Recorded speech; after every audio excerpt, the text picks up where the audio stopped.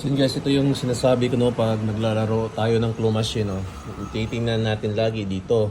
So tingnan nyo naman. Yung maximum na dapat mahulog dito is 1,080, tapos yung nahulog na ng previous na naglaro is 1,050. So ang ibig po sabihin yan is tatlong hulog na lang para ma-reach natin yung 1,080.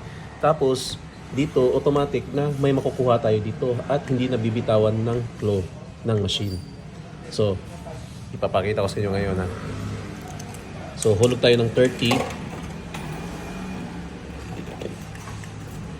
Yan. So, tapos may mga malapit na mahulog oh. So, kung mag-max na to, ang kukunin natin yung nasa dulo para at least makakuha tayo at least makadalawa siguro tayo. Tingnan natin. Yan. So, dalawang hulog na yun. So isa na lang, hulog na natin. So hindi nabibitawan ng claw machine yan. Kunin natin itong power bank. Yan. Yun, tingnan nyo. So huwag na kayo mahulog dyan hanggang makuha nyo yan. So pwede nang hindi maghulog ng pera hanggang makuha yung isang item. Yan. Kunin natin to. Yan. Hindi nabitawan. Kuha tayo dito.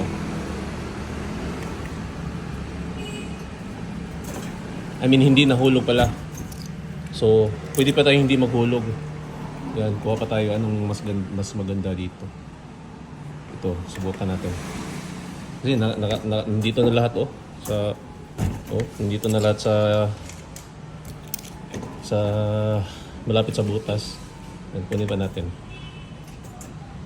Yan, push. Di ba, nakadalawa tayo?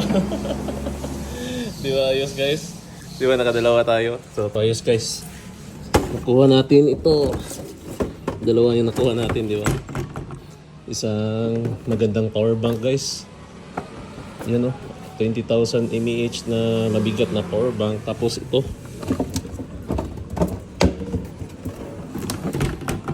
Isang power bank pa rin. Ay, hindi ito power bank. Isang hand warmer pala oh na. Maganda to oh. Yan. Ayos. Thank you sa claw machine.